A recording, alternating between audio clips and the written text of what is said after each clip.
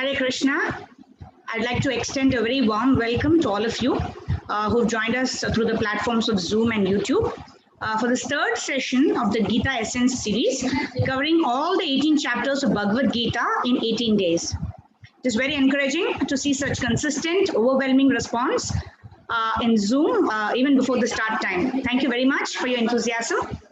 We request you to share this with your friends, colleagues, and relatives so that they could also benefit from the timeless wisdom of Bhagavad Gita. This is Meera, Medhavini Sakhi Devi Dasi. I'm very happy to be serving all of you as your host this evening. As you all know, today's topic is the art of smart work based on chapter 3 of the Bhagavad Gita. Thus far, Madan Sundar Prabhuji has covered two topics. The first was crisis management, which was based on chapter 1, and inner awakening based on chapter 2 of the Bhagavad Gita. So yesterday, Prabhuji spoke about Swadharma and Sanatana Dharma. So as Swadharma, we all have occupational duties as a woman, as a man, as a professional, as a leader on a day-to-day basis. So to understand how we can perform our occupational duties in a smart way, based on the third chapter of Bhagavad Gita, may I invite our eminent speaker, His Grace Madan Sundar Prabhuji, to please enlighten us. Is there a way to do smart work? How do we do it? Over to you, Prabhu. Hare Krishna.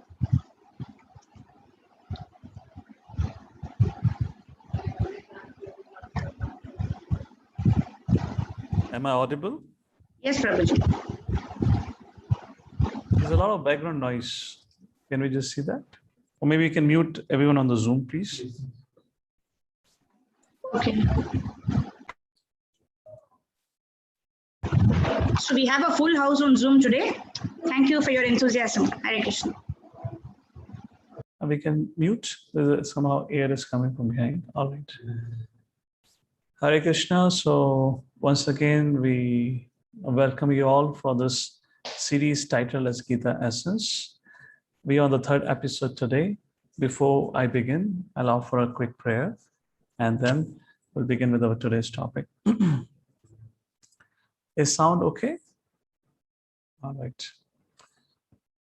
Om Ajnanatirmirandasya Jnananjana Shalakaya Chakshurunmilitam Yena Tasmai Shri Gurave Namah Namo Vishnupadaya Krishna Pristhaya Bhutale Srimate Bhakti Vedanta Swami Niti Namini Namaste Saraswate Devi Gauravani Pracharine Nirvishesha Shunyavadi Pashyatai Deshatarine Jaya Shri Krishna Chaitanya Prabhu Nityananda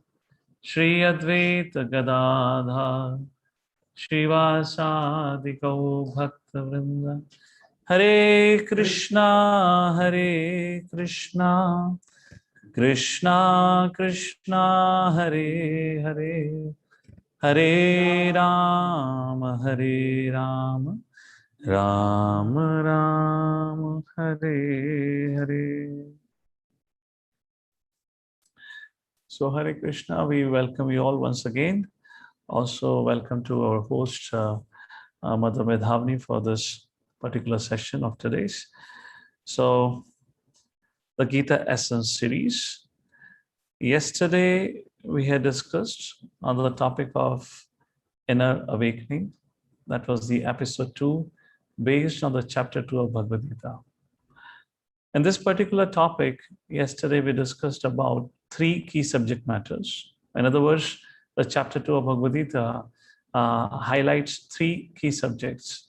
First is the fundamental aspect or the fundamental basis of spiritual knowledge or wisdom. And that is the identity. Who am I? Lord Shri Krishna, from verse number 11 to verse number 30 of second chapter, establishes it is the body that dies. Soul is eternal. We are not just a body that what we see, what we perceive, what we experience. There is another realm beyond this physical realm that is called as spirit or soul, which is spiritual, Satchit Ananda in nature. And we went through the instructions or the verses given in Bhagavad Gita. We didn't look much from the perspective of science because we had already covered the subject matter in one of the previous series titled as Insights from Bhagavad Gita. Nonetheless, so that's the first subject matter being established, that we're just not a body, but we're also spirit soul. It definitely raises a question. If I am a spirit soul, how does my tomorrow looks different than today? Because until today, when I didn't knew that I'm a soul living into this body, wherein I thought I'm just a body in itself, I was living my life with certain understanding. But now Bhagavad Gita teaches us that we are more than this body, we are spirit souls. How would my tomorrow look different? So that is the second subject matter, which is explained in the second chapter of Bhagavad Gita about two dharmas or two duties. And both these duties have to be performed through the means of the body. Point is, body has to be taken care, but not all in all. For an example, imagine there is a parrot kept in a golden cage, whatever you want to call it. Now, let's say you are the owner of that cage and the parrot. Every day you go, rise up in the morning, every day you go and you clean the cage. It's a gold cage. However, you forget to feed the parrot, which is inside the cage. What will happen after 2 weeks? Probably, mostly, the parrot would die. Similarly, not understanding our true nature, just taking care and polishing this body, ensuring all possible comforts can be provided to the body, yet the modern man is dissatisfied, is disgruntled, is frustrated, despite having far much more facilities of comfort and enjoyment than before. I often ask this question, I'll ask this question to all of you also again. How many of you think, or let it put it in a way of yes or no, how many of you agree that the generation today is far much more frustrated or annoyed, despite having far much more facilities for comfort than the previous generations, or let's say than the generation of your grandparents? How many of you agree it is correct that today's generation is far much more frustrated? Or do you think no? Yes or no? Give me a quick clue, then we'll proceed ahead. Okay.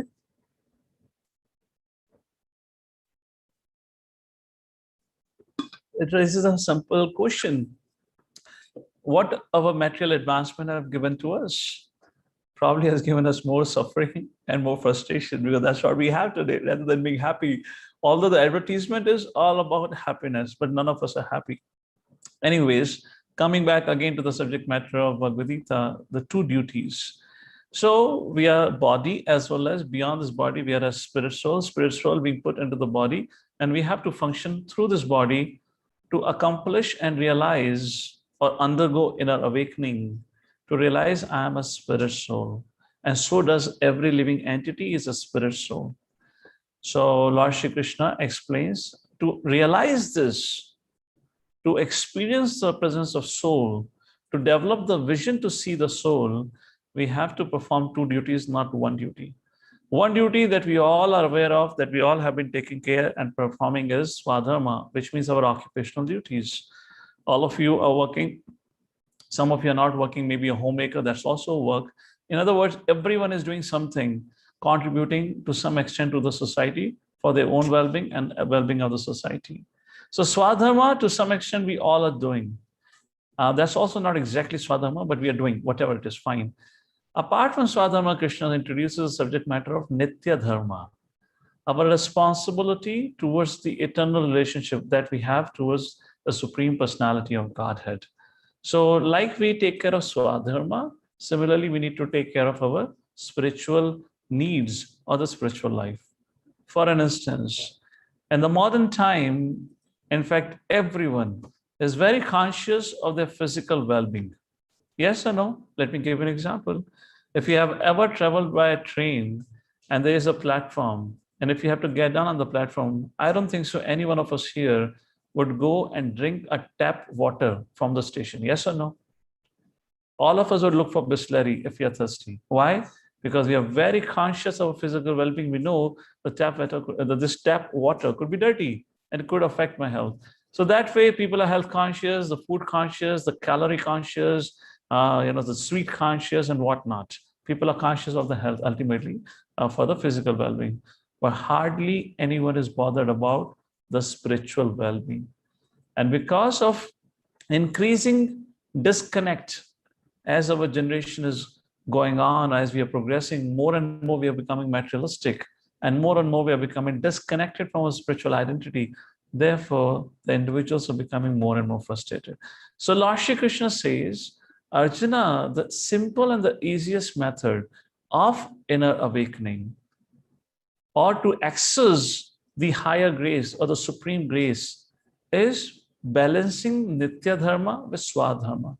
To maintain the body, one has to perform occupational duty, one has to perform his responsibility towards the society, but to take care of the spirit, to take care of the soul is also very important. So the goal of life, the purpose of life, in other words, to say the secret of the success lies in harmonizing the Nitya Dharma and Swadharma, balancing out both. In absence of knowledge of Nitya Dharma, people take extreme ends in Swadharma. They become workaholic. Just like Dalai Lama was asked by one BBC reporter, what is the most amazing thing in this world? And Dalai Lama said, I've traveled all over the world. The most interesting and fascinating thing that I found is people work hard day and night. For what? For making money. They continue to work hard day and night for making money. Finally, they fall sick. They get admitted to hospital, and all their savings is spent on recovering from the sickness. The person comes out of the hospital and again spend his remaining life in working hard like an ass. But he never understands why was he working hard, not only to earn money, but to enjoy life, but never had an opportunity because the person took another extreme end of becoming workaholic. So in essence, Lord Shri Krishna says, to understand I am a soul, to develop that spiritual vision, we need to perform Nitya Dharma, but not only Nitya Dharma, which is sometimes taken as a message of Bhagavad Gita. The message of Bhagavad Gita is all about renunciation, give up occupational duties, take to spiritual culture, that's all. No, it's not like that. Krishna says, balance it out. And after talking like this, Krishna is explaining the glory of harmonizing both Nitya and Swadharma. Then Arjuna asked a question, my dear Lord, what are the symptoms of one who actually have undergone inner awakening? Or you can call it who has become a self-realized soul. And then Arjuna asked, what are the symptoms? How does he sit? How does he walk? How does he talk? Lord Shri Krishna answers that in the concluding section of second chapter. And finally, Lord Shri Krishna concludes saying that Arjuna, the mind of a sage is like that of an ocean, where the river water flows in, but the ocean never gets agitated. Similarly, the desires may come in the mind of a sage, but his mind is never disturbed. And the second chapter concludes with, this is what it means to be a sage of a steady mind. And now we come to the third chapter. However, the original problem of Arjuna is as it is, has not yet been answered thoroughly. His original problem was that he didn't want to perform his Swadharma. He didn't want to perform his occupational duty. He wanted to run away to the forest, considering that I want to renounce and perform only Nitya Dharma. However, Krishna is saying that you should balance Nitya Dharma and Swadharma. Thus, Arjuna is confused because Arjuna wants to give up Swadharma and Krishna wants him to perform Swadharma along with Nitya Dharma and balance it out. Therefore, in the mind and in the heart of Arjuna, there is a dichotomy about what to do. He is not able to make a decision. And that's how the chapter 3 opens up, where Lord Shri Krishna, where Arjuna asks the question, my dear Lord, please tell me clearly, what am I supposed to do? Am I supposed to renounce? Am I supposed to work? He is not getting the message that Krishna is saying, do both. Therefore, Arjuna is perplexed.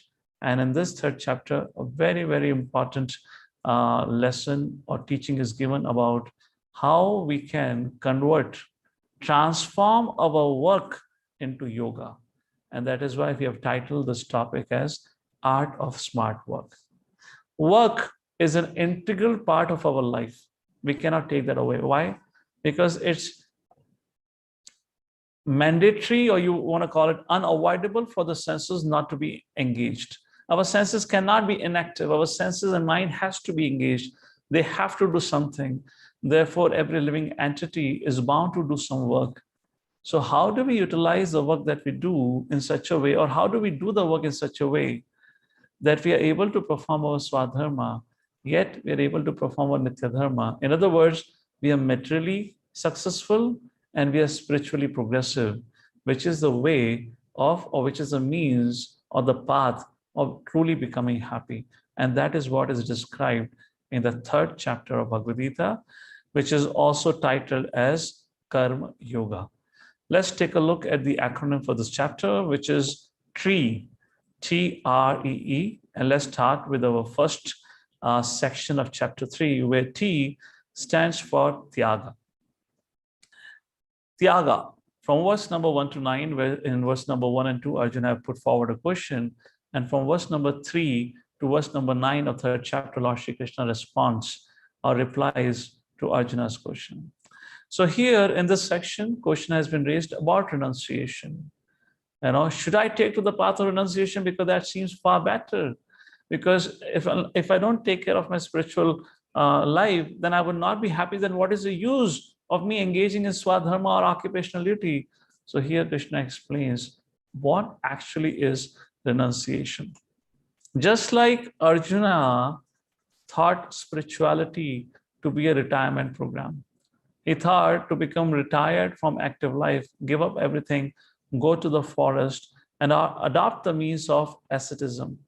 So does similarly many people in the world today have a misconception about the wisdom of Bhagavad Gita and about the science of spirituality.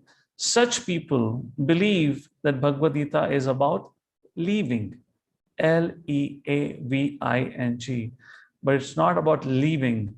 Lord Shri Krishna teaches in this chapter that Bhagavad Gita, or the message that Krishna is giving, is all about living harmoniously with yourself, with the society, with the nature, and with the Lord. And that is a means of becoming successful. So here's the first poll, just to a little bit interact with all of you. Have you heard that if a young man or a woman accepts Bhagavad Gita message, then such a person will take to renunciation? Many times, a senior tales, or, the parents actually talk about like this, or the seniors, oh, you're such a young man or a woman. Why are you at this young age studying Bhagavad Gita?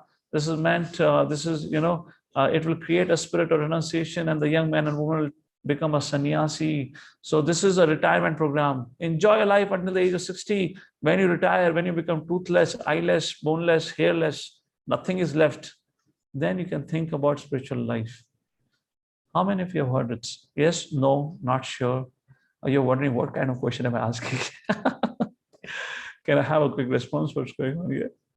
Yes, 35%. No, 56%.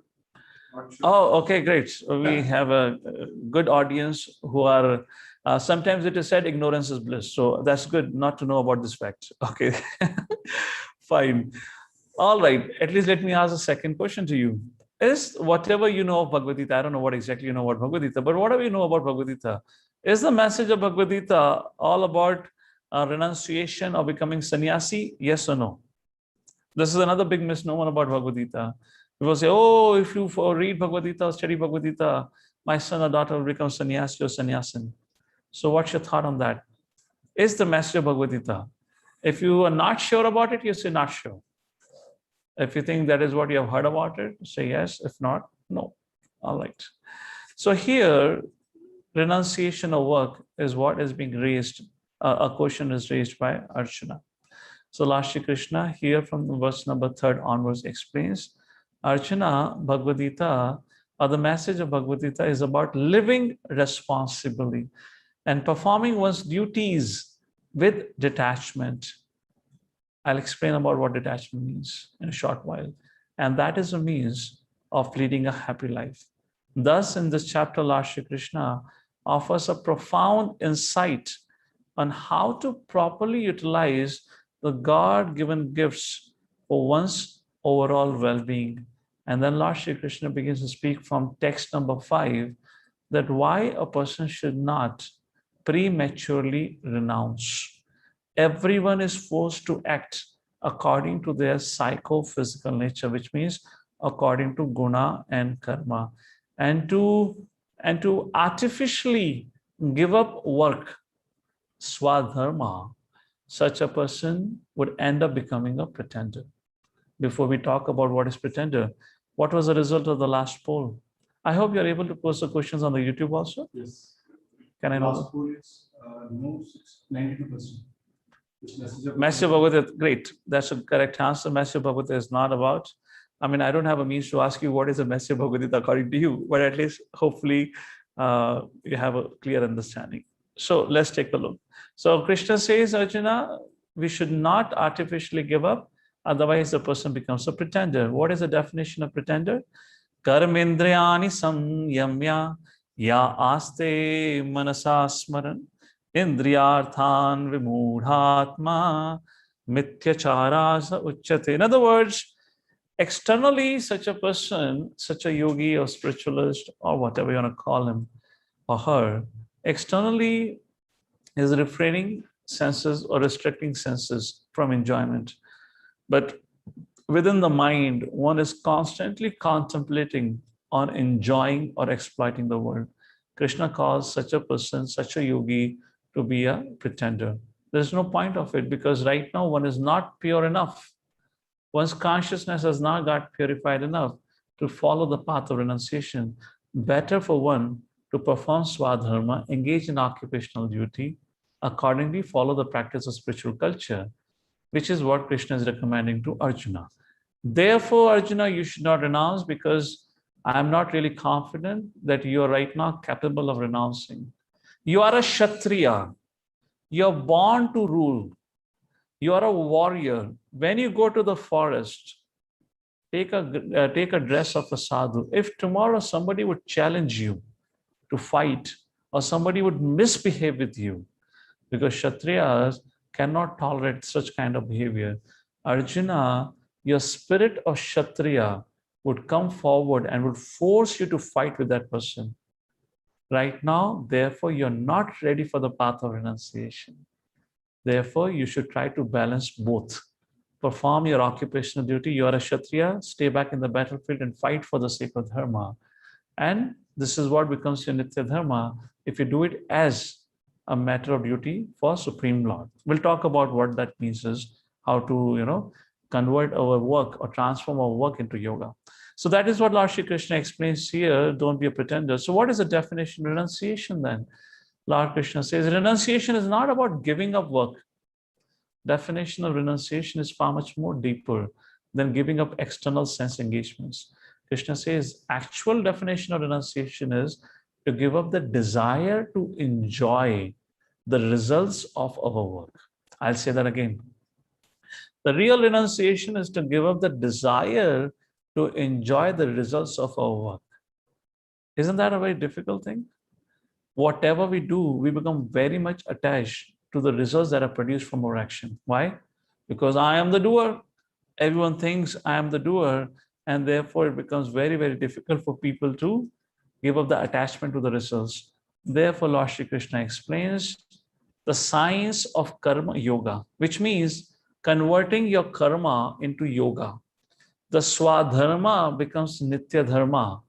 Your occupational duty can become a spiritual activity if one performs this swadharma, occupational duty, as what is given in the 9th verse of 3rd chapter. And Krishna says, Yagnarthat karmano nyatra lokoyam karma bandhana tadartham karma kamteya mukta sangha samachara. Yagna arthat, which means Yagnapati, I am the Supreme Personality. Yagna arthat karmano anyatra. If the work is performed for any other purpose than for I, loko yam, lok means this world, yam means this. In this world, karma bandhana, whatever work you do, that work will bind you. Bind you to what? To the cycle of birth, death, old age, and disease. The sufferings which are given to every living entity were born to this world. Again, all these subject matters have been discussed in details in the previous series. I assume all of you have attended, so it will help you to understand. Otherwise, you'll be scratching your head. What does it mean? Birth, death, old age, and disease. Krishna says, Tadartam karma kante, but if one performs activities for myself, for which means for the Lord, tadartam karma kamteya mukta sangha samacharaha. Such a work done in the spirit of service unto the Supreme Lord becomes the means of freedom, or becomes a nitya dharma or a spiritual activity. Very simple example. It is so easy for us to think I am the controller. We so easily get caught up with that idea, yes or no? But think about it, who is actually the controller? We are sitting in a very nice apartment, in a very nice society. So a builder has created the society. When a builder creates a society, definitely he is a creator. But is he the original creator? He has got the bricks, he has got the cement, he has got whatever raw material is needed for constructing this building. But from where did he got the fundamental raw material? Ultimately, everything is made up of earth, water, fire, ether, and everything is a combination of that. The cement comes from breaking the mountains. Similarly, you get the water from the river. Everything is given to him, to say the builder, provided to him by the Lord through the means of the nature. So ultimately, Lord is a supreme proprietor because he's providing the raw material to the builder, through which, by mixing those raw material, the builder is able to construct the building. Are you getting the point? So the builder is a secondary proprietor or the controller. Who is a primary proprietor and controller? The one who provided the raw material, the one who owns all the raw materials, and that is the Supreme Lord. Now, why people find it so difficult to understand? Let me give you a simple example. Why people find it so difficult to understand who is a primary proprietor and who is a secondary proprietor. Just like to a young child, if you ask, where does your mother gets the vegetables from? What would the child say? D-Mart. D-Mart is a secondary supplier. Who is the primary supplier? Is the farmer from the agriculture land. Yes or no? But out of ignorance, the child does not know at all that the vegetables are grown in the agriculture land. What he says? Vegetables are coming from D-Mart. Similarly, due to lack of understanding, lack of spiritual knowledge, the lack of knowledge of this whole creation, what we see is what we consider as reality. We see a secondary controller or proprietor, we claim him to be a primary controller or proprietor, not understanding from where is he getting his resources to construct anything. Therefore, Lord Shri Krishna says, everything belongs to the Lord. Krishna will speak this point ahead in Bhagavad Gita also. So if everything belongs to the Lord, then what is the problem in giving things to him if he is the owner of everything? For example, let's say you're a builder, you want to construct a building and you hire a labor force for it. The labor comes, works for it, builds a nice building for you. Then is the labor supposed to say, because I built this building, this is the result of my hard work, so now this is my apartment, this is my building? Yes or no? No. The labor gives the key of the apartment and of the building to the builder. Why? Because he knows, I worked on behalf of the builder to construct this. The builder provided me all the raw material, all the facility to build this building, and I need to give back the key to him. Similarly, Lord Krishna is saying here, who gave you the body? Who gave you the mind and intelligence? Who provided you all the facility? It's all given by the Supreme Lord. So to whom you should dedicate the result of the work?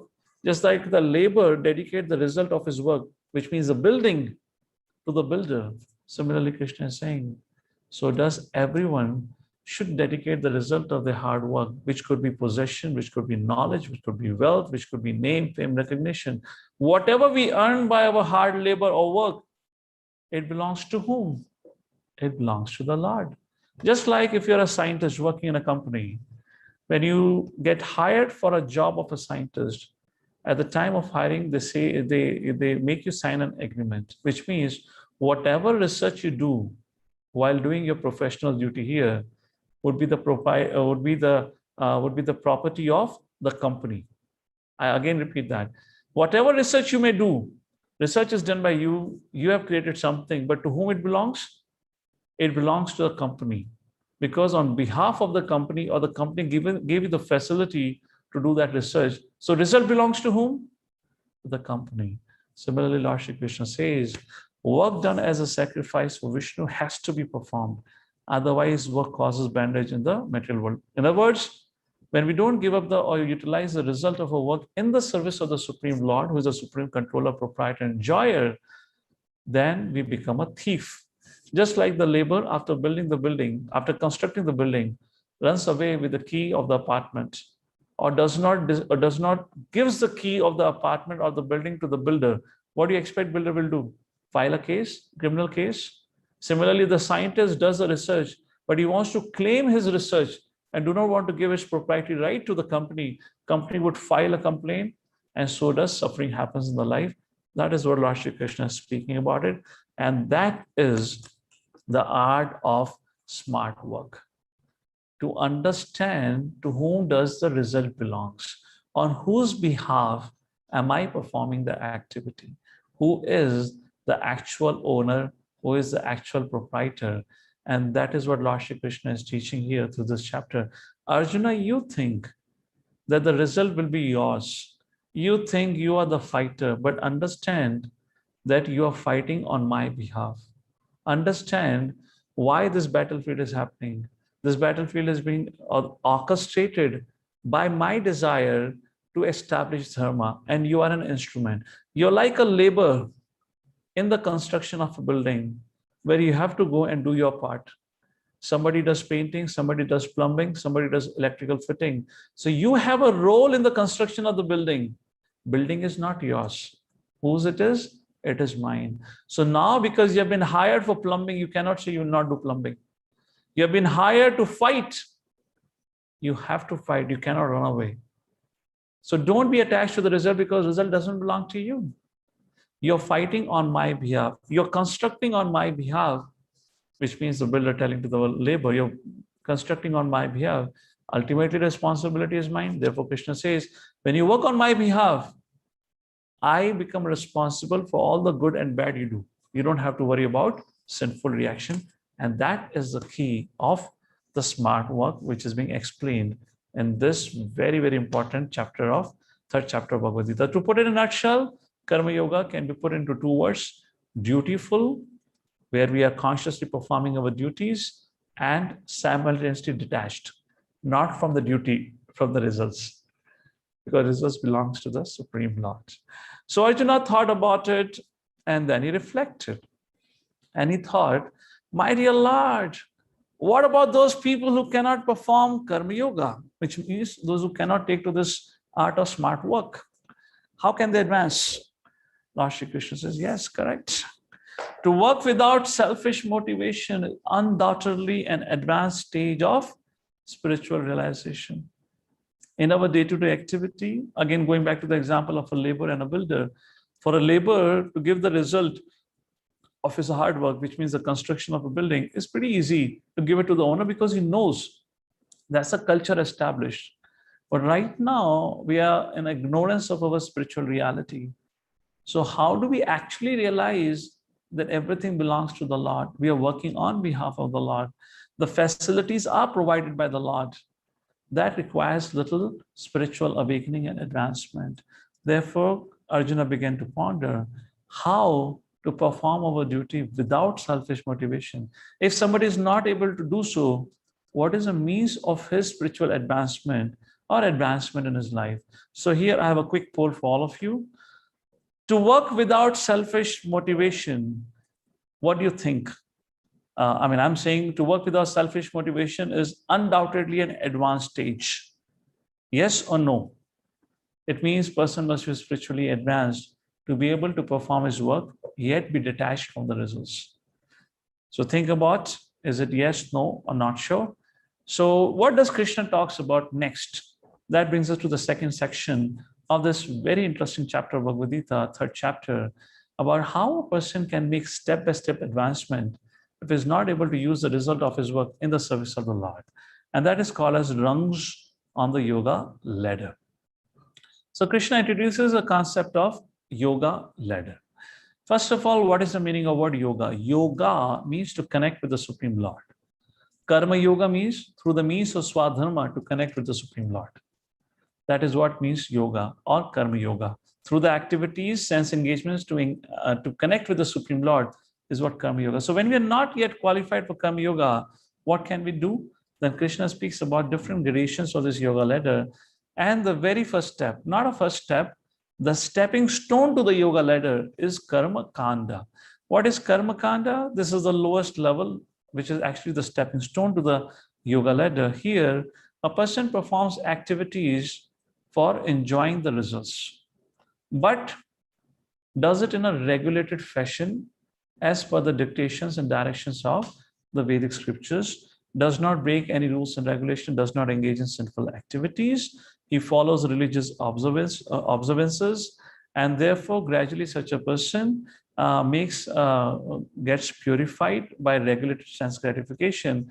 And finally, when such a person realizes the futility of material enjoyment, that itself is a subject matter we'll discuss at length in the 5th chapter of Bhagavad Gita. But the point is, material enjoyment is temporary. For example, let me just give you a quick example right now because I'm speaking of it. Let's say you like to eat rasgulla. Now, I try to serve you rasgulla to you right now. I give you 2 rasgullas, you'll be very happy. I give you 4, you may be happy. But if I feed you 10 rasgullas, you'll become miserable. Yes or no? If I give you any more rasgulla beyond 10, some of you might vomit. Yes or no? That is the nature of material enjoyment. Although ye dil mange more, but we don't have a capacity for more. We have a limited capacity to enjoy. And after that, even when we eat, after a while, that enjoyment goes away. And then again, hankering happens. We'll speak about it more in the end of the chapter today. There is a discussion on it. So that's about karma yoga, karma kanda. So when finally person becomes frustrated from material enjoyment, then such a person progresses to the next stage, what is called as sakam karma yoga, wherein the person is still attached to the fruits of his work and the work itself, but uses a portion of the result of his work in the service of the Lord, just like, let's say, contributing 5%, 10% of his salary in the service of the Lord, something like that.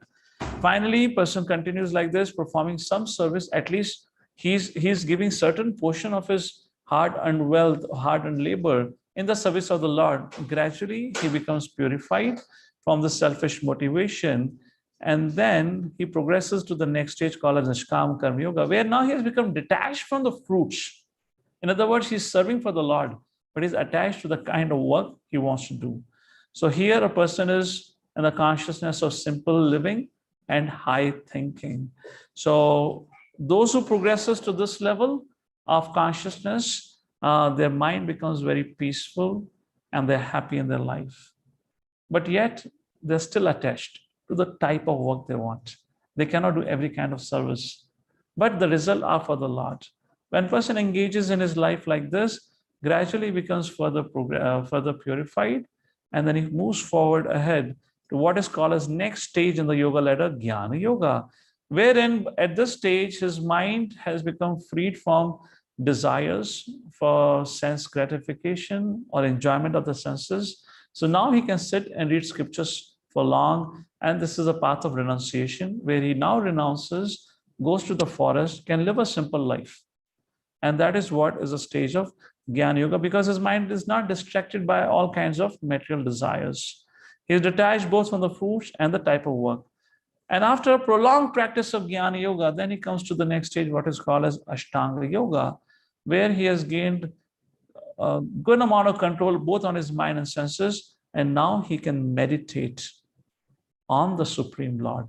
That is called as Ashtanga Yoga. And finally, after prolonged practice of Ashtanga Yoga, the final stage on the yoga ladder comes Bhakti Yoga, where every single facility, means mind, senses, intelligence, everything is being utilized in the service of the Supreme Personality of Godhead, where the individual finds his or her nourishment entirely from Nitya Dharma, entirely from one's relationship with the Supreme Lord. And that is what is the whole yoga ladder. So here's my quick question for all of you. Where do you think you are on this yoga ladder? Are you on Bhakti Yoga platform, Ashtanga Yoga, Jnana, Nishkam Karma, Sakam Karma, Karma Kanda, or out of syllabus? You're not there into this ladder anyway. Where do you lie? Because all of us are engaged in work. So some of us, all of us have to be somewhere. And that is the only way of being progressive in life. So after this, when Krishna spoke to Arjuna of how there are different gradations and people can take to wherever they are and then progress gradually, then Arjuna thought for a second. And he thought that, yes, my dear Lord, I totally agree with you that Karma Yoga is the most sublime and the easy process of self-awakening or inner awakening, and we can easily overcome our worldly desires and attachment because it is a gradual process and there's a less risk of fall down as in compared to the path of renunciation. But he thought, my dear Lord, I have no worldly desires and aspirations, and I already know I'm not this body. So can I now go to the forest, please? So he again comes back to his fundamental problem. He's still not clear what is the conversation going on. He still thinks, oh, renunciation is better because I know the body but soul. I've already heard from Krishna. I don't have any material aspirations, but he is not understanding. Right now, he may not have material aspirations because of frustrated experience. For example, when a person dies, and if you go to the funeral ceremony, many times people develop a sense of renunciation. Have you heard people saying, what is the use of life? Such a young man, so educated, died at a young man. If people would die like this, then why are we working so hard? Because I can also die at any point of time. Everything is waste. How many of you have kind of heard this kind of a thing? They are there on the funeral ceremony and suddenly the spirit of renunciation comes. So this is in Sanskrit called as Shamshan Vairagya, which means as long as you're in the Shamshan Bhumi, you have a spirit of Vairagya. The moment you come out of the Shamshan, people again come back to their own material desires and aspiration. So therefore Krishna says, Arjuna, no, not at all, not at all. You should not give up your duties. And this brings us to the third section of chapter 3, where E of the acronym TREE stands for exemplary. Here Arjuna, Krishna says, Arjuna, you may be pure or purified of all material desires, yet you need to act to set an example for an ordinary man. Why? Yadyadachrati shreshta tat tat evataro janah sayat pramanam kurute lokas tat anuvartate. Because whatever action a great man performs, the common man follows. So to set a right example and a standard for all the men, you have to continue to perform your swadharma. And Krishna gives his own example. I mean, what it means to be a teacher if you only instruct, but you don't follow what you teach. Krishna being the supreme teacher, he tells Arjuna, I am not telling you only, even I perform swadharma when I appear in this world. Krishna says in verse number 22 to verse number 25, Arjuna, even I act. If I'm a householder, I perform all the responsibility of the householder. If I'm a king or the son of the king or the prince, I perform the duties of a Kshatriya. When I was a cowherd boy, I performed the duties of a cowherd boy. I used to take the cows and the calves to the forest. Like that, Lord Shri Krishna explains that even I do it. If I don't do it, the whole society would collapse. Therefore, you should set an example. So Arjuna thought, yes, my dear Lord, I will definitely set an example. So why don't I set an example of renunciation? You already set an example of swadharma. Somebody has to set an example of renunciation, so let me set it. And Lord Shri Krishna said, no, Arjuna. From verse number 26 and 29, Krishna explains, most people are not qualified to follow the example of renunciation, which means even if you're able to follow the path of renunciation, if people begin to imitate you, and if they are unqualified, and if unqualified people take to the path of renunciation, that will only bring chaos to the society. Therefore, it is not necessary for you, being a Kshatriya. A Brahmana thinking about renunciation is acceptable. Being a Kshatriya at a young age, at this point of time where you have such an important duty to perform, to protect and defend dharma, for you to think of renunciation is a very bad example to set for the society. Therefore, you should not give up your worldly responsibilities. And therefore, to conclude with this series of conversation in third chapter, Lord Shri Krishna defines what is the purpose of Bhagavad Gita. Mai sarvani karmani sanyasya dhyatmachetasa nirasa nirmamo bhutva yutyasva vigata jvara. Therefore, O Arjuna, surrendering all your works unto me with full knowledge of me, without desires for profit, with no claims to proprietorship, and free from lethargy, fight. Once again, Krishna repeat the formula for smart work or karma yoga. Perform your duty, be dutiful, and be detached from the results. Just like a bank, just like a cashier in a bank. Now his job is to count the money. Whatever currency comes, he has to count it. Now while counting the currency, can he skip some currency within his pocket? Not at all. His job is to count. His job is not to take out the money and keep it in his pocket, because that is not his. Similarly, we have, and of course he's counting, he's maintaining the regard. So that is his hard work. It doesn't mean they can keep the money.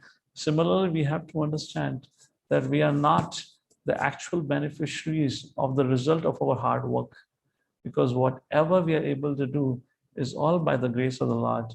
Who gave us the body? Who gave us the intelligence? Who gave us the mind? Who gave us the senses? Something to think about it.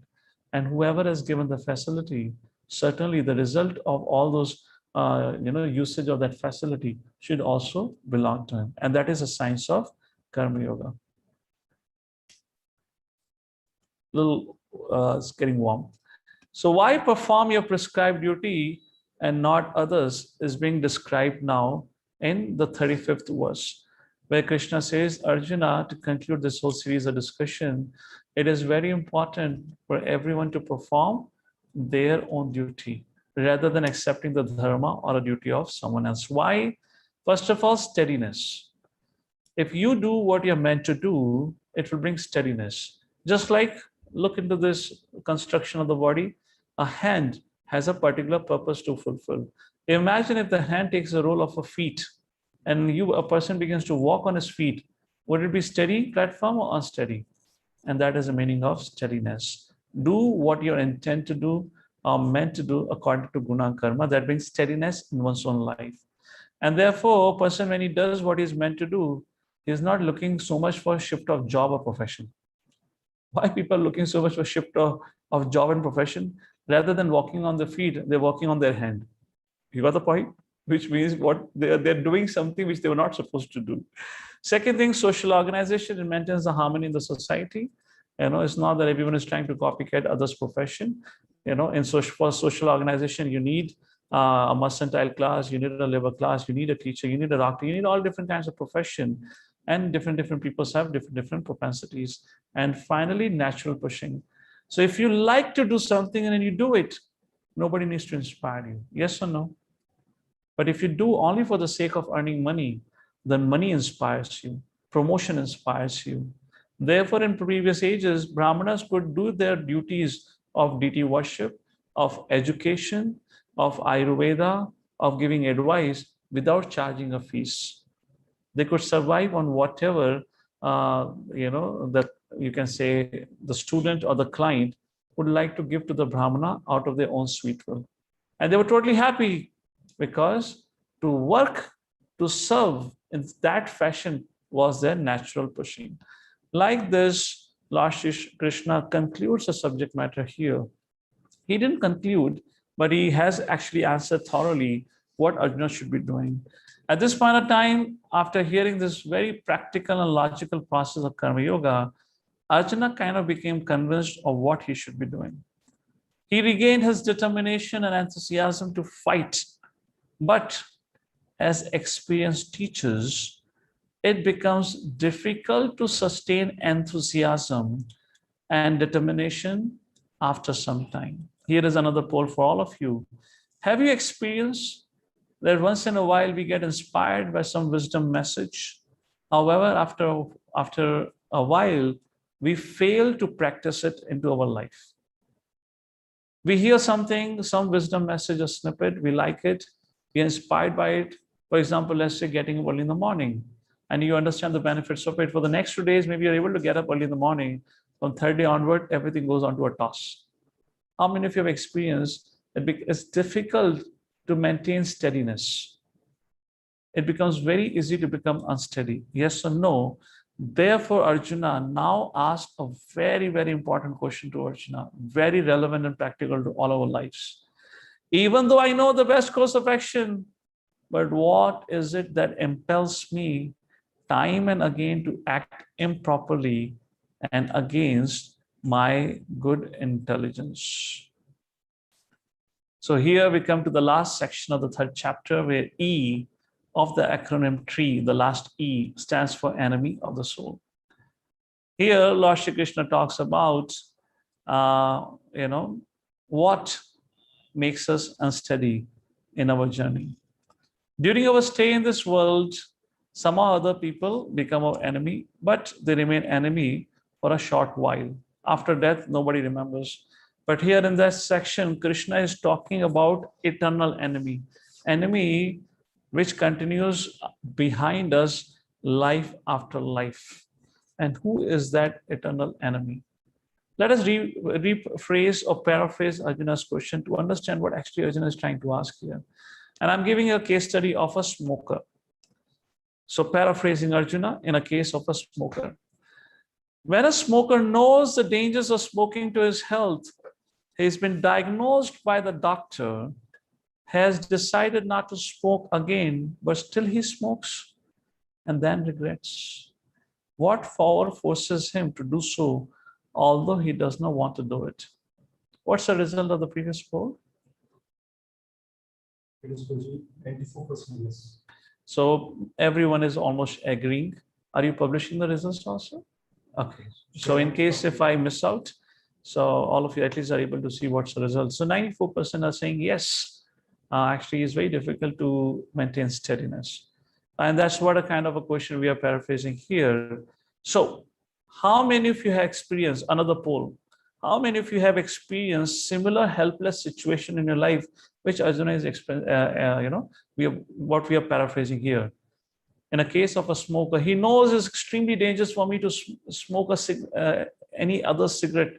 But my doctor, my family members, everyone had warned me, if I smoke again, I might die. But still the person gets tempted and still he smokes. How many of us have experienced this helpless situation where against our will, we are forced to do an action and then later on we end up regretting? Yes or no? As far as I understand, if you reflect on our life, all of us would have one or two incidents, if not less or maybe more, where we might have done something for which we had to regret, although we never wanted to do it. And thus this discussion becomes a very, very important. So what does our audience say? 96% yes. Okay, so 96% says yes. They acknowledge they have undergone the situation. So therefore, the subject matter is important. Hang on for 10 minutes and I'll wind up the subject matter. I might go 5 minutes beyond my time. So lust, eternal enemy of the soul.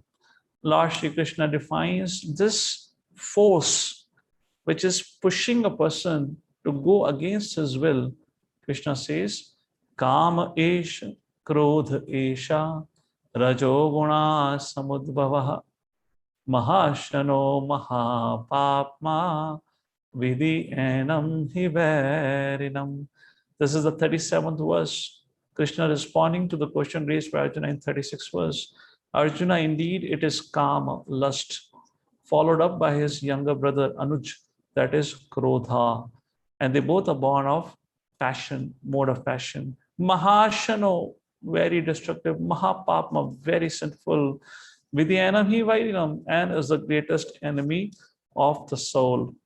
So when lust is unfulfilled, it becomes an anger. And that is what Lord Shri Krishna describes as eternal enemy is lust. How does this lust cover us? Arjuna pondered. And Krishna responds in the follow verse, where Krishna says, Arjuna, different people are covered by lust in different manner. And Krishna gives 3 analogies to explain how different people are covered. Somebody's covered entirely, just like, somebody's covered less, just like a fire covered by smoke. You just, blow air and the smoke goes away. Yes. So for some people, it's easy to overcome. Second, some people are covered just like a mirror covered by dust, for a long time. And therefore the mirror becomes covered by dust. It takes a lot of effort to remove the dust from the mirror. Somebody are very thickly covered by lust, and some are covered by lust as much as an embryo covered by womb, which means it's impossible to take off, literally very difficult to take off. So like that, Krishna talks about the different gradations. So Arjuna pondered, my dear Lord, can you tell me something more about this enemy? Krishna says, yes, I'll show you a whole movie, don't worry about it. And then Krishna says in text number 39, Avratam jnana ethena jnani no nitya vairina. Arjuna, this is your nitya, eternal enemy. For example, imagine you're standing on a counter to buy a ticket for a train ticket on a station. You're standing on a ticket counter to buy a train ticket. If you remember, of course, these days nobody does it because we buy a ticket online. But remember those good old days when you have to stand in a line, there used to be somebody pushing here, there, and people are, hitting each other. So imagine you're standing on a line and you accidentally push somebody and somebody becomes angry from you. And there were a lot of screaming and yelling would happen those days at that time when you're standing on a line. So as soon as the person gets his ticket, he forgets what happened. Yes or no? The moment you get your Tatkal ticket, you have your guaranteed ticket. Now you don't care who did what before you got your ticket. Yes or no? You walk away. So that animosity was there as long as the person has not got a ticket. Now Krishna is saying, no, this is Nitya Vairina.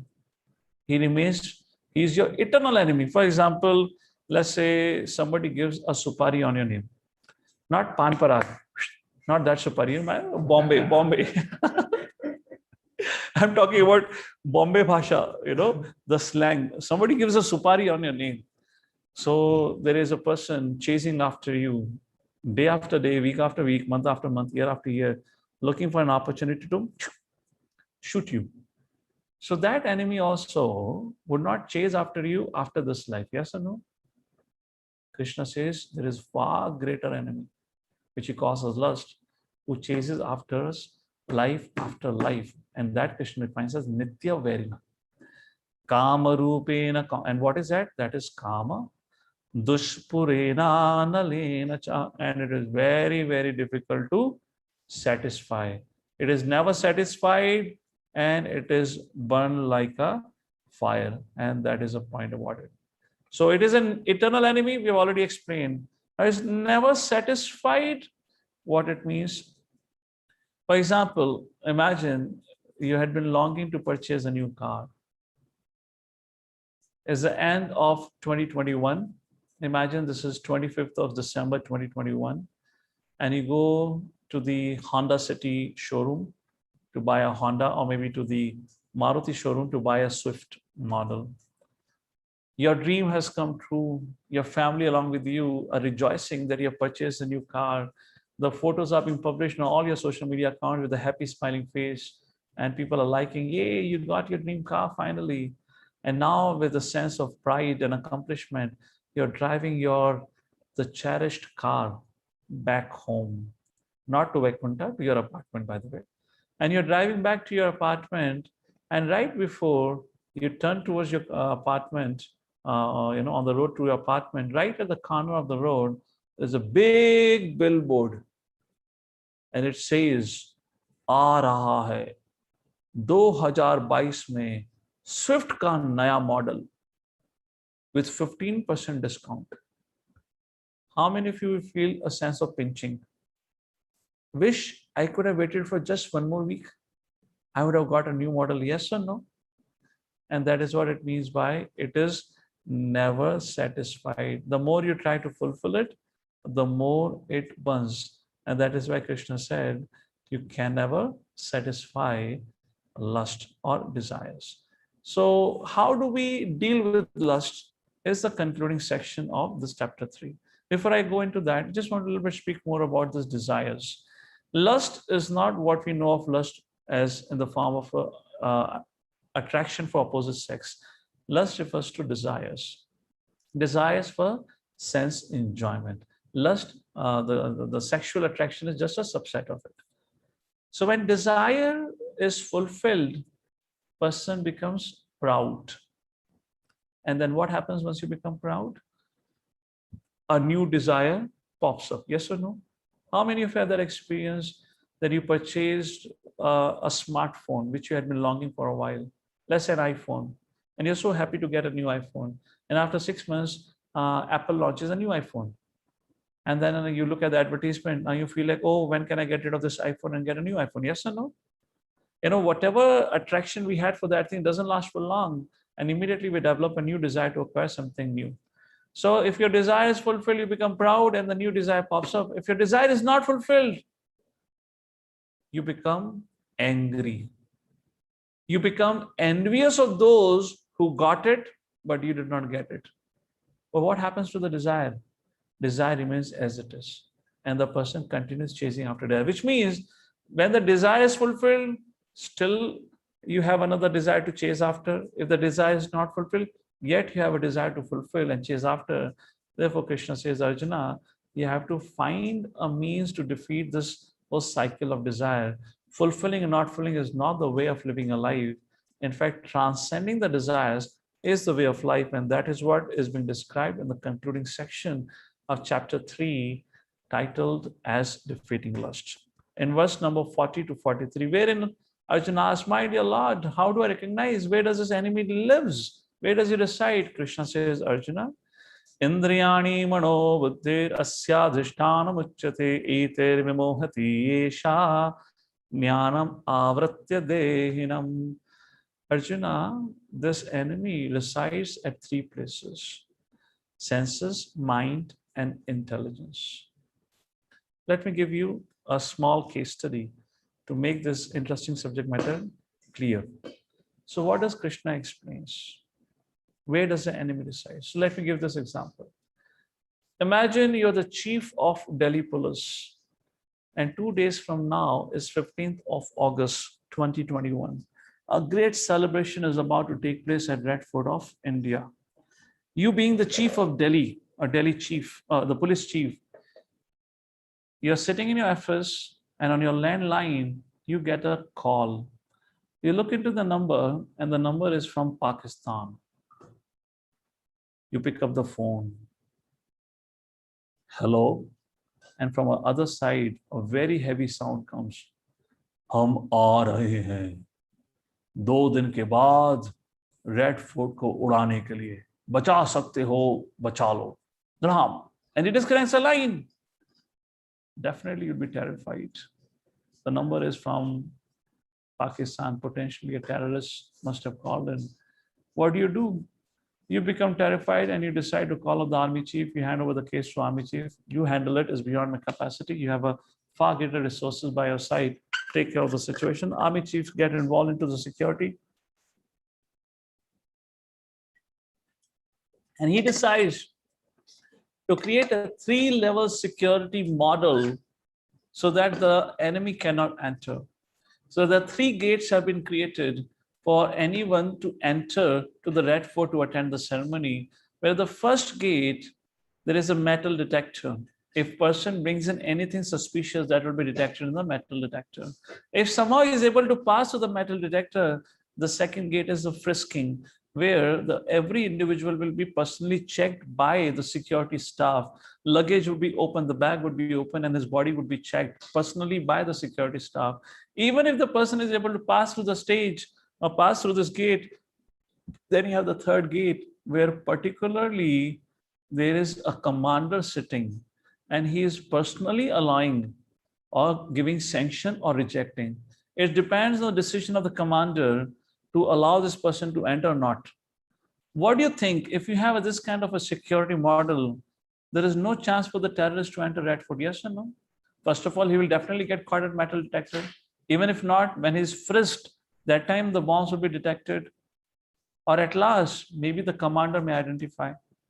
So imagine 2 days from now, 15th August, the celebration is about to begin. A suspicious looking man with a big beard, bald head, wearing a big kurta or suit, whatever they wear, holding a black color briefcase in his hand, with a very grim face on his look, walking towards the metal detector. As soon as he reaches the metal detector, he blinks his eye to the security guard, and security guard switches off the metal detector. And this terrorist peacefully walks through the metal detector. So your gate number 1 is compromised. Lust entered, or enemy entered without any check. Now he is reaching to the second gate. There the security staff is standing and is personally frisking every individual and everything what they're bringing in. Now this person reaches to the second gate. The security guard asks him to open his bag. Now he's carrying bombs in his bag. He's a terrorist. And he opens his bag and there are 3 live bombs. Suddenly the security guard says, 3? तुझे तो 5 bomb लाने को बोला था. And now the terrorist says, मालिक क्या करूं? Pakistan India के बॉर्डर पे बहुत सिक्योरिटी थी, केवल 3 ही स्मगल कर पाया. Now your second gate has been compromised. And now the terrorist is walking towards the final gate, where the commander is sitting and personally looking at every individual and then giving permission. Finally, when this terrorist reaches to the third gate, the commander calls up the security guard and he says, put him on the line. I want to talk to this man. The security personnel puts this man onto the phone on the line, and the commander talks to him. कितने bomb लेकर आया है? And the terrorist says, मालिक 3, कोई बात नहीं, gate A, B, C पे लगा दो. And this is your security model, completely compromised. And that is what had happened in our case. The 3 gates, senses, mind, and intelligence, which is what Lord Shri Krishna is explaining. And in our case, all the 3 gates have been compromised. Therefore, the enemy called as lust has a very easy access through the senses, mind, and intelligence, and to keep causing us harm again and again. Therefore, today's generation has become so disgruntled, so dissatisfied, becoming a victim of this eternal enemy called as lust. So the question is, how do we defeat this lust? We have understood where the lust resides. So now Krishna gives the battle plan. What is the battle plan? First step, identify the hideouts of lust. So we know the lust hides in the senses, the mind, and the intelligence. So at least we have understood what are the strategic positions. What is the next thing we have to do in the battle plan against the lust? Now, among the 3, among the senses, mind, and intelligence, what is more easy to control? Is it better to control lust at the level of the senses? At mind and intelligence is very difficult. So Lord Shri Krishna recommends, Arjuna, regulate your senses, restricted sense enjoyment. Therefore, you will protect lust from penetrating you.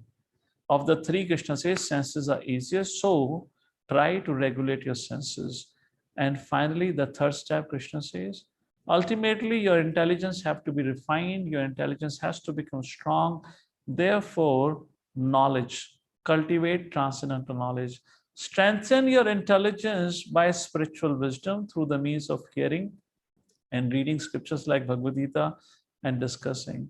So Lord Shri Krishna recommends that cultivating spiritual intelligence is very important, because intelligence is superior to mind, mind is superior to senses. If intelligence is properly directed, then intelligence can control the mind, and then mind can control the senses. How do we practically do so? How do we follow the 3-step battle plan? Srila Prabhupada gave us a very simple means of following this 3-step plan, and Srila Prabhupada called it as the ABCD formula. And what is A of spiritual life? That is association of saintly people. So these are the 4 things that we need to do. Automatically and gradually we'll be able to defeat the enemy of lust. And that is the need of the hour for each one of us. There is a United Nations created almost 50-60 years ago, post-Second World War, with an idea of bringing peace in the world. Since then, the number of flags mounted outside of United Nations have only increased, which means the dissension have increased, not reduced between the nations. The countries have further broken down, not reformed. So any amount of material endeavor cannot bring peace and harmony in the society unless there is a lack of peace and harmony within us. And to begin that journey, we have to follow spiritual principles, and the foremost of that, association of saintly people. B, reading wisdom literatures like Bhagavad Gita, Ramayana, Mahabharata, Srimad Bhagavatam, etc., which are filled with tremendous and incredible stories of examples of courage, chastity, integrity, bravery, loyalty, respect to elders, humility, and whatnot, wherein we'll find role model for ourselves to live by and to emulate, because everyone needs a role model. C, chanting, mantra meditation. It is a spiritual sound which directly affects our consciousness. When we hear to spiritual sound vibration, that is how we cultivate spiritual desires and become freed from the material desires. And finally, D for diet, Krishna Prasadam. To begin with, it should be vegetarian diet. And as you're gradually progressing, it should be Krishna Prasadam, which means whatever we offer, whatever we eat, vegetarian diet must be offered to the Lord, because just we discussed today about Karma Yoga, the results of our work should be offered to the Lord, and then we accept that. And that is why we offer our food also to the Lord. So in essence, if we regularly practice this ABCD formula, then in a short time and gradually we'll be able to defeat this eternal enemy of lust, which is otherwise insurmountable, very difficult to deal with. And it does not matter what we did in the past. What matters is the choice that we make in the present. If we take to the simple process of spiritual life, we will be able to defeat the lust. Remember, lust cheats one of a progressive and a happy life and offer only meager, instantaneous, and temporary gratification in return. However, the simple process of spiritual life promises a happy and a fulfilling life. With that, we come to a conclusion, and tomorrow for the 4th episode, we'll meet to discuss about how to cultivate spiritual intelligence. And therefore, Lord Shri Krishna in 4th chapter will begin to speak about what is spiritual knowledge or transcendental knowledge, by which our intelligence can become strong and can say no to the activities of the lust. With that, we conclude today. Thank you so much for your kind attention and patient listening. I'm really not sure who all are there because I'm speaking only to the camera. But in case if you all are there still, and our host is also there, back to you now. If there are any questions or comments, we can discuss on it. Hare Krishna. Sound, please. Am I audible? Yes, now you're audible. Hare Krishna. Thank you so much, Prabhuji, for the very interesting session. Yes, we know the secret for smart work now. To understand that everything is created by the Lord, it's made available by the Lord, and hence has to be used in the service of the Lord. And thank you very much for presenting lust in that fantastic analogy. You would be able to remember for a long time how the security system is compromised. So thank you for that. And of course, ABCD of spiritual life. Yes, that is indeed the secret. Thank you very much, Prabhuji.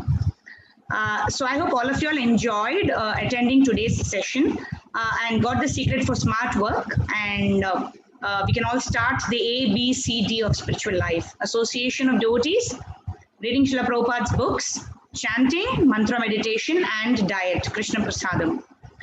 Now, before we open up for question and answers, it's a gentle reminder to register at the Evolve Pune website.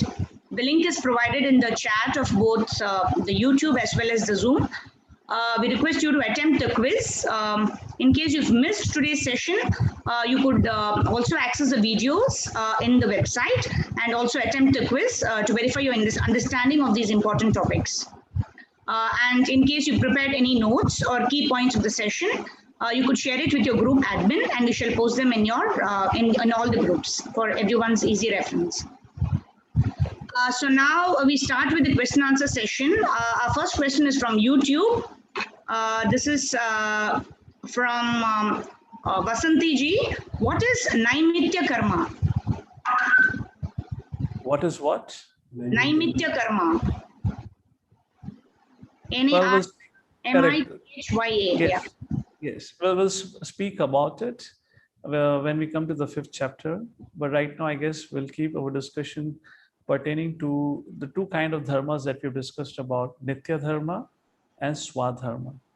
There are three other categorization of which you're talking about. We'll talk about it in the 5th chapter more. The 5th chapter again will discuss on the subject matter of Karma Yoga.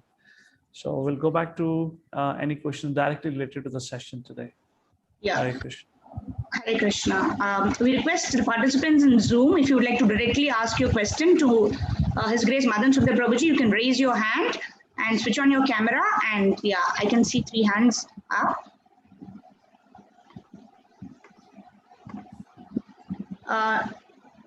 Shubham Dubey, you can unmute yourself and ask your question. May I request you to switch on your camera, please? Okay. Hare Krishna Prabhuji. My question is from yesterday's topic. As you told the acronym Gita, in this you told about Guru. So, Prabhuji, my question is how to choose a Guru as he will lead us through our spiritual journey.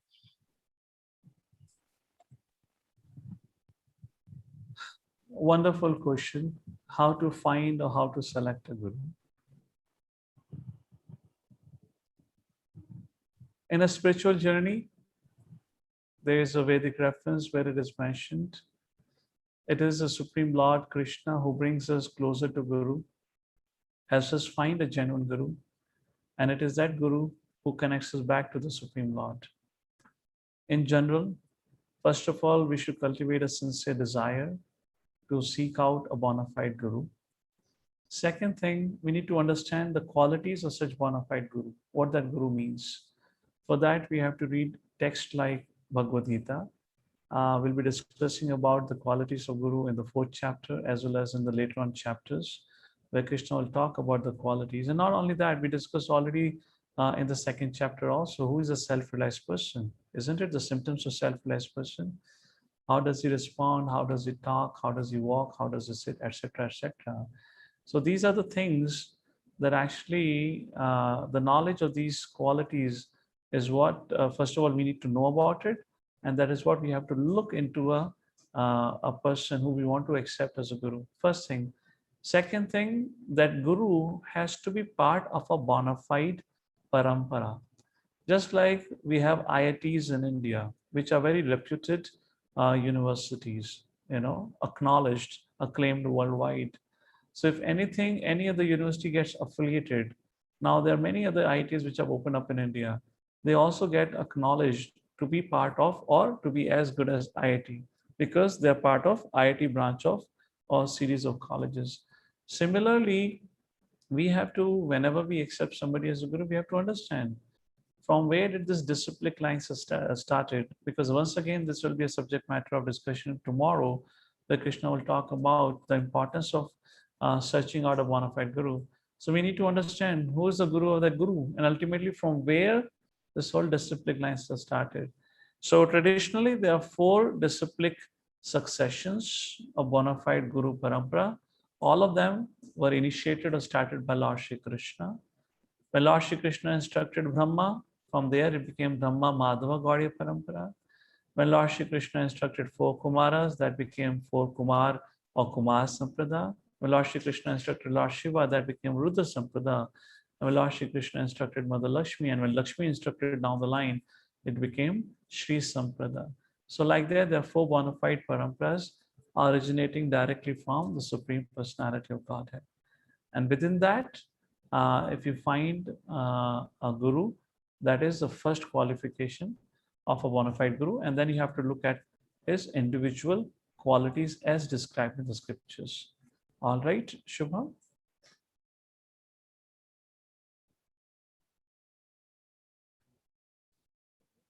Hare Krishna. Do they have right to unmute themselves? All right. So we can go to the next.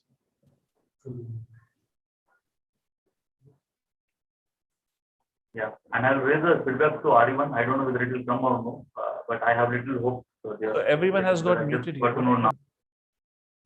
Which is relevant, right? Mother Medhavni is muted. Not sure now. Oh, I'm so sorry. Okay, Dr. Sarita, you can unmute yourself and ask your question. हरे कृष्ण प्रभु जी, आपने बताया, आपने describe किया था yoga ladder, तो उसमें अगर कर्म कांड, अगर कोई भी एक स्टेप हम स्किप करते हैं तो क्या फाइनल भक्ति योगा तक नहीं पहुंच सकते? लास्ट आपकी आवाज कट रही है, दोबारा बोलिए।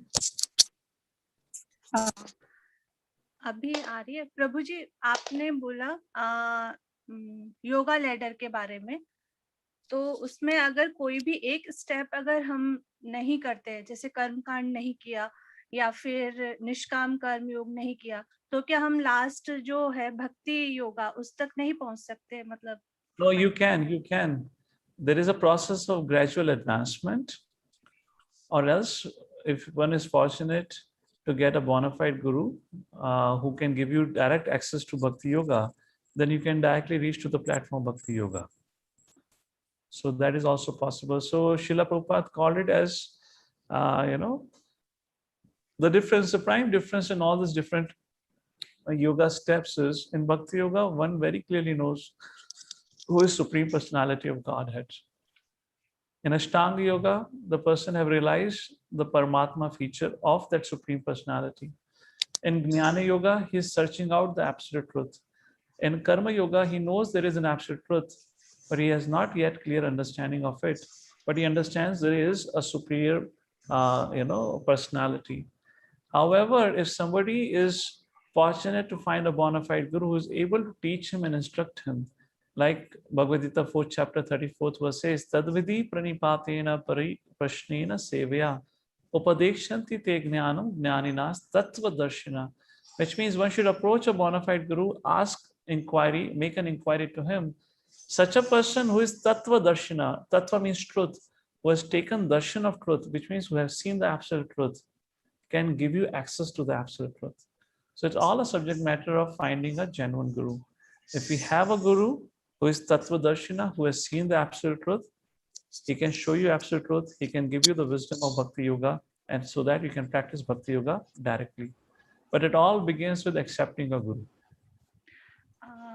प्रभु जी, लास्ट टाइम मैंने क्वेश्चन पूछा था कि how we find the guru, and आपने कहा था कि just pray for God for, but I want to know how long I should pray for God. That also you should ask the Lord only. Because I have no one to come in between the relationship you and the Lord. But jokes apart, at least I would encourage you to read and learn more about the life of Srila Prabhupada, who is at least one definitely such genuine guru who brought about the message of Bhagavad Gita as it is to everyone in the world. If you learn about his life, I believe after that you probably don't have to search out for anyone bona fide guru. So it's not that we have to necessarily do window shopping and then only we find a guru. If you find somebody who has a genuine guru, then through that person you can learn about their guru and then try to see if that person is genuine guru or not. Getting a point? It's not that you have to go ahead and make your own endeavor to search out. So I will encourage you to read about the life of Srila Prabhupada. There's a very beautiful movie also made about the life of Srila Prabhupada, which was released almost 1.5 or 2 years ago. Maybe we'll share the link on the group. You can watch it. And then you make a choice. If you still feel, no, not exactly, that's not what is bona fide for me, you have to then continue on your research. What else can be done? Fine? Fine. Thank you, Prabhuji. Okay. Hare Krishna. Thank you, Prabhuji. Prabhuji, the next question is from YouTube. Sudhir Prabhu is asking, can you kindly explain 3.29 and 3.33 verses? I just completed explaining the whole third chapter. What is the point about 29 and 33? I don't have a copy of Bhagavad Gita with me right now. Somebody wants to read out 29 and 33. If you have, Madam Medhavni? I'll read out I'll just go on to the next question. I'll just read out and I just pick out those verses. The next question is also from YouTube. Mr. Rakesh Kumar is asking, what is the difference between Prakriti and lust? What is the difference between Prakriti and lust?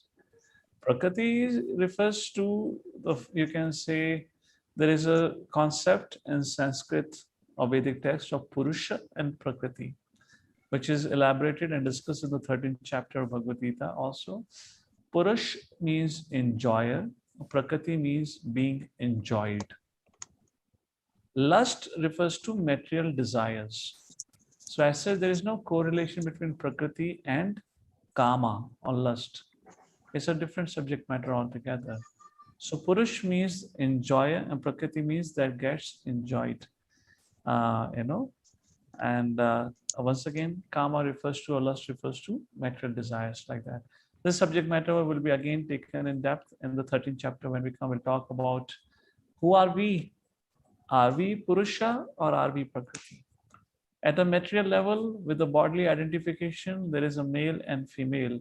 But at the spirit level, spirit does not have any gender.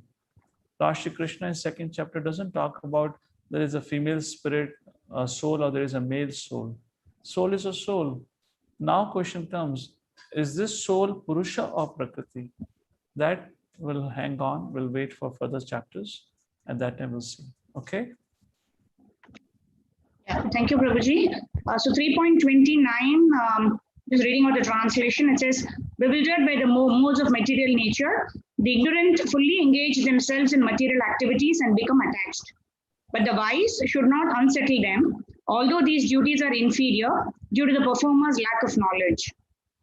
Yeah, that was the point. Lord Shri Krishna, when Arjuna said, why don't I set an example of renunciation? Lord Shri Krishna said, no. And these are the set of verses from 26 to 29 where Krishna is explaining why you should not set an example of renunciation, because others are not qualified. If they follow your example, then they will fall down from their path. And that is the point being explained.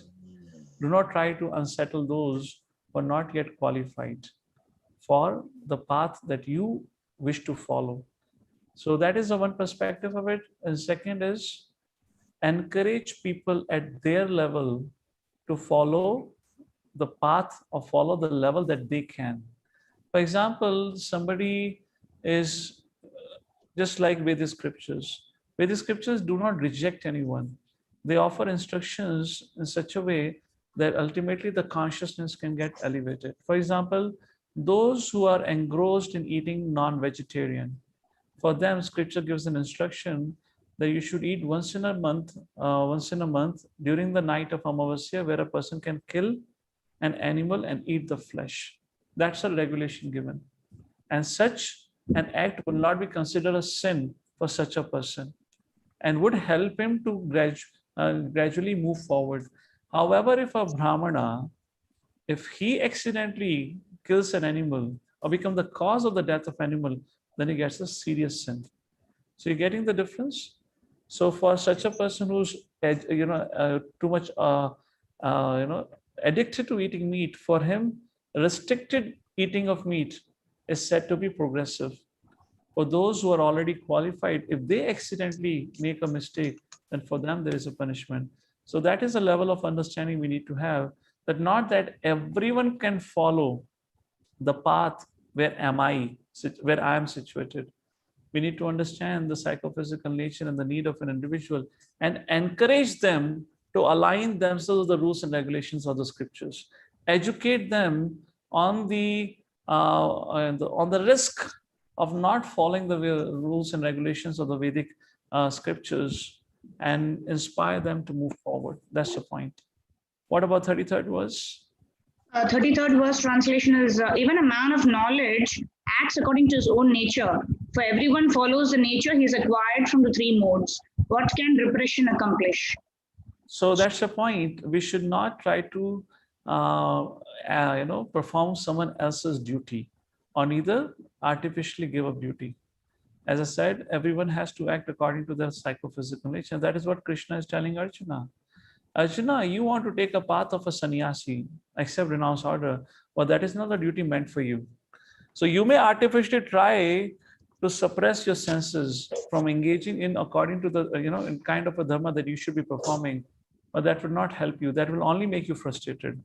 Therefore, to be steady, to be progressive, you should do what you're meant to do. Although the activity of other person may seem more interesting to you, right now the path of renunciation seems more attractive to you, but that is not a platform of steadiness for you. You do what you are supposed to do, perform a duty of Kshatriya according to dharmic codes. Hare Krishna. Thank you, Prabhuji. Hare Krishna. Thank you, Prabhuji. Next question, Dr. Sujata. You can unmute yourself and please switch on your camera. Okay, you have to complete your self-assessment as well. Hare Krishna Prabhuji, Dandavat Pranam. My question is, it's been that but it definitely matters what choices you make in your present for your future. So can you just throw some light on this? The first one. Can we mute everyone? Some people unmuted, so couldn't hear Dr. Sujata. Okay. You want me to repeat the question, sir? Yeah, the voice broke and there is some background noise coming. Okay. So, it's like somebody else. Okay. Prabhuji, am I audible now? Yes. All right. So, Prabhuji, my question is, you mentioned one statement saying that doesn't matter what you did in your past, but then it definitely matters what choices you make in your present, and that is for your future. So, can you just throw some light on this? So past is a past which we cannot change. But what we can do is what is given to us in the present right now. It is explained that between a stimuli and a response lies a space. And in that space lies the freedom of our success, the freedom to make a choice or how to respond. And within this choice of how to respond lies the secret of our success. In other words, how we react today is what creates our destiny of future for us. Therefore, we need to understand the importance of the given opportunity that we have. Just like a person wakes up in the morning next day, he has an opportunity to be grateful for the opportunity given to him to live for one more day. Or else he can wake up in the morning and complain, why somebody woke me up early in the morning? Wish I could have continued sleeping late. You have the option. Similarly, moment after moment, we have a choice to be grateful for being given another moment in your life to live, because nobody knows when death would come. So therefore, in English, the present moment, the moment that we have right now is called as a present. And the other meaning of present is gift. Yes or no? When you carry a gift for somebody, you say, I've brought a present for you. So this present moment is nothing but a gift of the Lord for us. And we need to understand that. And once we acknowledge it and understand it, we'll be able to use this present moment as an offering of love and reciprocation to the Lord for all the gifts that He has given to us, both in the good and the bad times. So that is what I meant by making the choices. And to make the right choices, we need to cultivate spiritual intelligence. And to cultivate spiritual intelligence, we need to follow the ABCD formula. Association of sadhus, saintly people, wisdom literatures, chanting of mantra, chanting of Hare Krishna, and Krishna Prasadam. And that's how we can make right choices in our life. Hare Krishna. Does that help?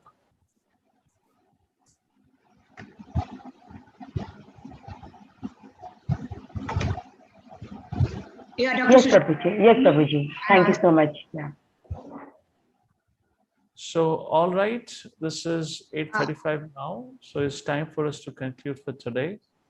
Thank you so much for joining in. And in case if any of your questions are remaining, we'll definitely meet tomorrow, and probably you can ask a question tomorrow. So thank you once again for joining us for the third session.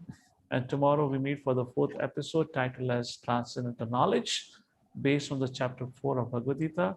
In case if you have any comments or feedback, do write to your admins, or you can leave a message onto the Zoom. How is it going? Is the timing okay, 7 to 8, followed by question answer? Or in case if anything, you can write to us so that we can serve you in a better way. Hare Krishna, Srila Prabhupada ki jai.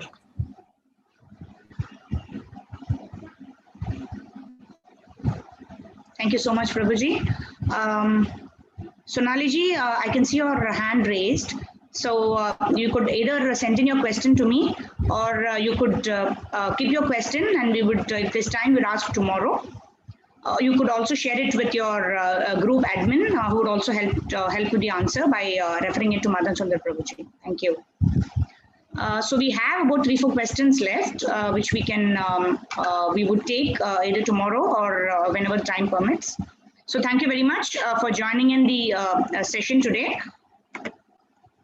So it's a gentle reminder again to register in the Evolve Pune website, the link which is given in both the Zoom as well as the YouTube chats.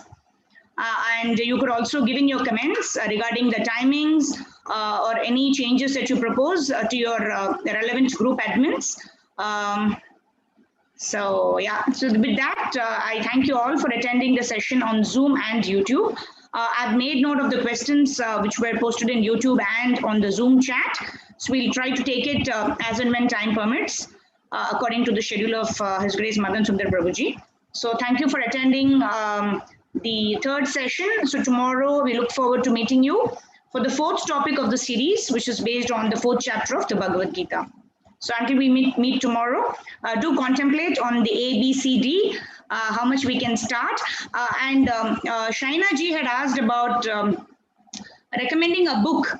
So there's this Srila Prabhupada Leelamrita is there for reading, and we also having this online competitions which has been posted in all of the groups. So maybe we would share the links in all of these groups also. So one of the competition is about Srila Prabhupada himself. So the questions would be based out of this book, Srila Prabhupada Leelamrita. So this is an opportunity for all of us to get to know about Srila Prabhupada. So that was what I wanted to share. So thank you very much. Please take good care of yourself and contemplate on the ABCD, how much we can start practicing.